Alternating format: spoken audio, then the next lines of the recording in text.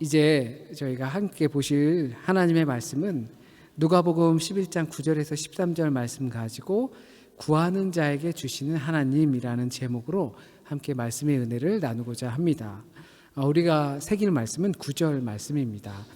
내가 또 너희에게 이르노니 구하라 그러면 너희에게 주실 것이요 찾으라 그러면 찾아낼 것이요 문을 두드리라 그러면 너희에게 열릴 것이니 라는 말씀을 우리가 함께 새기면서 오늘 성령 강림절 말씀을 함께 나누길 원합니다. 오늘은 성령 강림절입니다. 그리고 오늘 본문 말씀도 우리에게 참 익숙하고 또 많은 그리스도인들에게 사랑받는 구절이기도 합니다. 그 성령 강림절의 유래를 교회를 한두 해 다녀보기만 해도 잘 아시리라 생각합니다.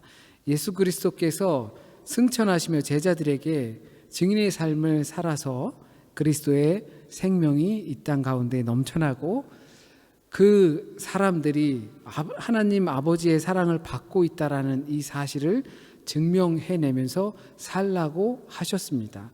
이것을 다르게 표현하면 당연히 성령이 너희에게 임하기까지 기도하고 그 다음에 성령이 임하면 온 유대와 사마리아와 땅끝까지 이르러 내 증인이 되리라 라고 이렇게 하는 말이지만, 그것을 우리의 내용으로 풀어서 이해를 하면 예수 그리스도의 생명이 이 땅 가운데 넘치고, 그리고 저와 그리고 또 다른 어떤 이들에게도 그 하나님 아버지의 사랑이 있고 우리는 이미 사랑받고 있음을 깨닫게 하도록 최선을 다하라라는 것이라 할 수 있을 겁니다. 서로 사랑하고 또 서로 하나 되어 한 뜻을 품어가는 겁니다. 그러나 주님께서는 이 성령을 받기 전까지는 한 발자국도 여기서 나가지 말라고 했습니다. 그러니까 다르게 표현하면 성령을 받지 않고서는 그와 같은 행위들, 네가 사랑받았다는 것을 깨닫지도 못했으면서 당신은 사랑받았습니다 라고 하는 것, 그런 믿음의 행위, 신앙의 표현, 이런 것들이 어불성설이 될 수 있다라는 이야기가 되겠죠. 물론 우리가 스스로 그것을 깨닫지 못하지만 힘들어하는 이들에게 당신은 하나님의 사랑을 받고 있습니다, 그것을 알면 좋겠습니다 라고 표현할 수 있겠죠. 하지만 우리가 그 성령 하나님을 체험하지 못한 상태에 하는 것은 혹 우리가 성령을 받았다라는 착각 가운데서 행하는 그러한 믿음의 행위와 표현이 될 수도 있다라는 것이죠. 이것은 온전하지 않다는 거예요. 성령을 받지 못했으면 내가 다른 이들을 위로하거나 사랑해 주거나 그런 믿음의 표현들을 하지 말아야 하는 건가가 아니라 온전하지 않다라는 거예요. 온전하지 않다라는 것은 완벽하지 않다라는 것이 아니고 하나님의 뜻에 합당하지 않다는 거예요. 우리에게 성령 체험, 하나님 체험이 없는 상태에서도 우리는 말씀을 읽다가 감동을 받을 수 있고요. 그리고 헌금을 할 수도 있고요. 그리고 사람들에게 선행을 할 수도 있어요. 그것도 하나님의 이름으로. 그러나 온전하기 위해선 그 겉에 있는 것이 아니라 이 빵에 안고가 꼭 있어야 맛있는 것처럼 그것, 성령 하나님이 있어야 한다라는 것을 말씀하시는 겁니다. 우리의 믿음이 온전히 표현되기 위해선 이 성령의 임재, 그리고 성령 하나님의 내재, 내 가운데 임재하시는 것이 필수이죠. 그러나 성령, 곧 하나님의 영이 그렇다면 이 마가의 다락방에서 있었던 그 이전까지는 없었던 것인가? 그렇지 않죠. 성령 임재로 말미암아 우리 안에서, 우리 곁에서 계신 그 성령 하나님이 당시에 제자들을 통해서 각인된 것이죠. 성령 하나님이 없었던 것이 아니라 성령 하나님께서 하시는 일들을 제자들은 기도를 통해서 각인됐어요. 그것을 성경에선 비둘기같이 내렸다, 성령의 불같이 임했다라고 표현하는 것입니다. 그러니까 우리 안에 내재하시며 역사하시는 것을 우리가 각성하는 것, 그것에 초점을 하는 것입니다. 성령 하나님은 항상 우리 곁에 계십니다. 그러니까 우리가 받고 안 받고가 문제가 아니라 내가 그것을 각성하고 있는가, 내 머릿속에서 내 마음속에서 인식하고 의지하고 있는가, 거기에 초점을 두어야 한다라는 것이죠. 성령을 받은 증거들은 그렇다면 우리에게 어떤 것들이 있을까요? 사도행전에서 보여주는 것 그리고 나타나는 것처럼 기도에 전념했고 그들이 뜨거워졌다라고 표현했습니다. 이런 표현들 때문에 옛날에는 이 성령을 받는 기법들이 있었어요. 무조건 큰 소리로 기도하고, 그리고 약간 정신을 살짝 내려놓고, 그리고 빨리 이렇게 기도하면 뭐 방언도 하고 뭐 이렇게 될 수 있다라는 그러한 내용들이 있었어요. 그래서 약간 몸에 힘이 풀어지고, 왜냐하면 막 크게 기도하고 하면서 몸에 힘이 풀어지고 약간 어질어질하고 정신이 혼미해지고 그런 것들이 마치 입신처럼 여겨지곤 했었습니다. 무조건 정신을 놓고 크게 소리 지르라고 했던 것이죠. 물론 우리는 그 신비 체험을 기도 가운데 분명히 합니다. 우리가 무당들을 보면 무당이 보통 이게 하늘과 땅에 연결해주는 영매로서 그 하늘과 땅 그 사이에서 춤을 추는 자다라고 표현하거든요. 그래서 그 무당들이 작두 위에서 춤을 추죠. 정말 날이 시퍼렇게 선 작두 위에서 춤을 춰요. 단지 그것이 정신이 이렇게 한 군데 집중돼서 아니면 정신이 나가서 그래서 그 작두 위에서 육체를 이기면서 춤을 출 수 있는 걸까요?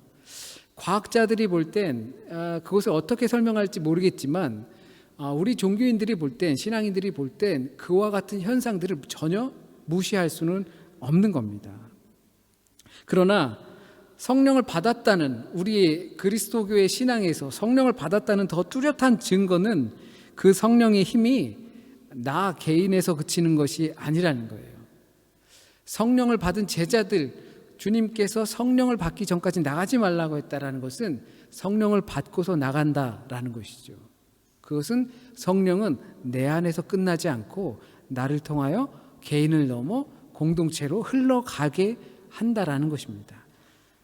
신령한 말을 하고 또한 하늘의 뜻을 알고 환상을 본다 해도 그것이 나한테로만 딱 끝나버리고 폐쇄적으로 끝나버린다면 그것은 예루살렘을 나가지 않는 것과 같은 것이에요.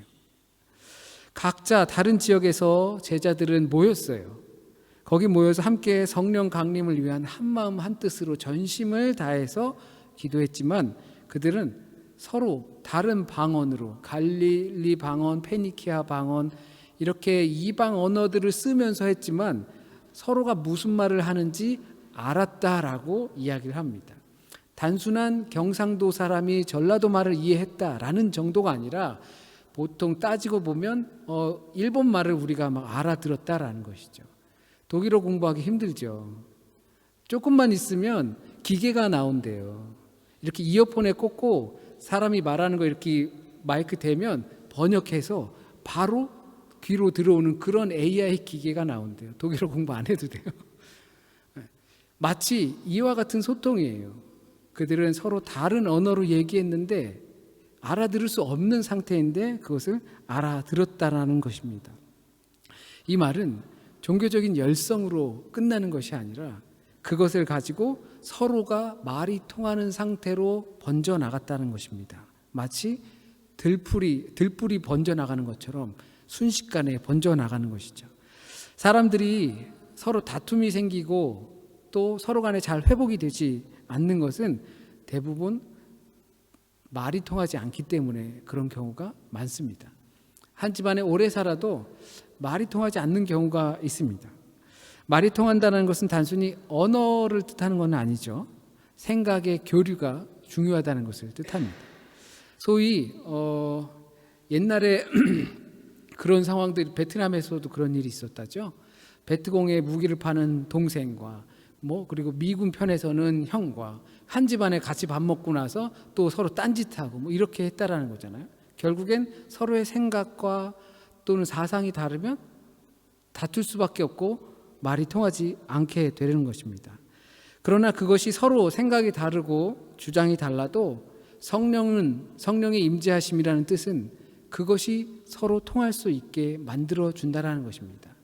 자칫 잘못하면 내가 성령을 임재를 경험했고 그 하나님의 임재를 경험했으므로 내가 옳고 상대방이 나에게로 끌려 들어오는 것이 아니라 그 상대방을 정말 그전에는 어이없는 생각이라고 했는데 말하는 게 어쩜 저렇게 참 어이없는 생각과 그걸 갖고 살까라고 했던 것이 이해가 되고 받아들여지고 그리고 그것을 통해서 관계가 회복되어진다는 것입니다. 왜냐하면 진리를 깨달았기 때문이죠. 우린 진리는 되게 유일한 것 그렇게 생각합니다. 맞습니다. 진리신 예수님은 유일합니다. 근데 그 진리신 예수님은 절대 폭력적이지 않다라는 사실입니다. 우리가 성령의 임재를 체험했고 진리를 알았다고 해서 누군가에게 폭력적으로 대할 수 절대 없다라는 사실을 우리는 이미 알고 있다라는 거죠. 그러므로 성령 하나님을 체험한 우리라면 그 진리를 폭력적으로 사용하지 않게 된다는 사실을 우리가 명심해야 할 것입니다. 진리 안에는 사랑과 인내가 내포되어 있기 때문입니다. 쉽게 말하면 함부로 대하지 않습니다. 성령 하나님이 우리 안에 계시고 내가 진리신 예수님을 알게 되면 나와 함께하는 어떤 이들에게 함부로 대하지 않는 것입니다. 아무리 못해도 자신이 맞다고 생각하지 않습니다. 대부분은 자신이 더 옳다라는 생각 때문에 다투게 되죠. 그것을 비하적으로 표현하면 내가 저 사람을 통제할 수 있다라고 생각하는 겁니다. 그리고 저 사람을 내 마음대로 할 수 있다라고 생각하는 것입니다. 그것은 진리 안에 있는 사람의 행동이 아니고 마음가짐이 절대 아니겠죠.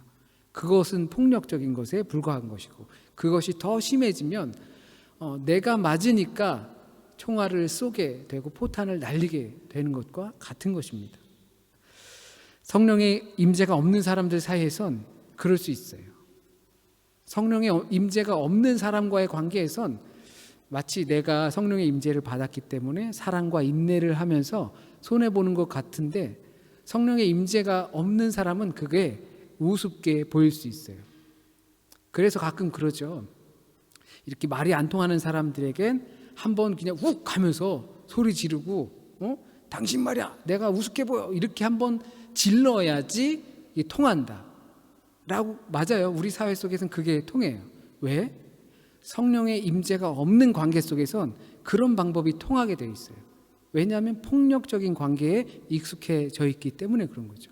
사랑과 인내의 관계 속에서 익숙한 것이 아니라 폭력적인 관계에서 익숙하면 내가 어떤 사람인지 보여줘야 된다라는 거죠. 하지만 성령의 관계 안에 있는 사람들은 그와 같지 않습니다. 우리가 현실적으로 이런 것을 가장 고민하는 것이 선한 마음과 의도는 우리한테 있는데 그게 잘 제대로 표현되지 않는다는 거죠. 참 어렵죠. 아마 누구나 그럴 것입니다. 혹시라도 이러한 문제로 인해서 이게 내가 하나님 안에 거하지 못하나 보다. 아직 멀었나 보구나. 시원찮군. 나는 구원 못 받겠구나. 이런 혹시라도 그런 고민 속에 계시다면 이것은 혼자만의 고민이 아니라는 사실을 분명히 아셨으면 좋겠습니다. 하나님의 성화의 길에 가고자 하는 모든 이들이 갖는 고민 중에 하나일 것입니다. 자기가 완벽하지 못하다는 것.